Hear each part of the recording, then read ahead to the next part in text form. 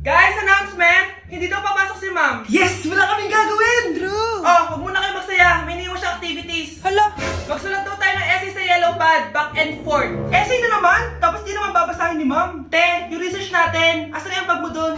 Tigilan mo muna ako, be. Absent nga si ma'am, di ba? Mag-absent ka na din, te. Kung tamad ka mag-aral. Ang laki ng ano niya, pre, oh. Oo nga, pre. Kita niyo ba yan? Aba, ano yung pinapanood nyo, ha?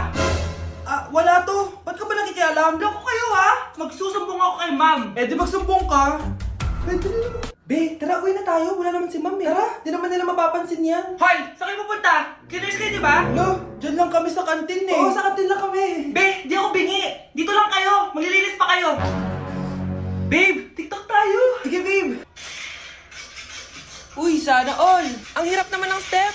Eh di kayo na masaya! Magbe-break din kayo! Dito pa kayo naglandian, ha? Humanda kayo kay ma'am. Good morning, class. Sorry, absent ako kahapon.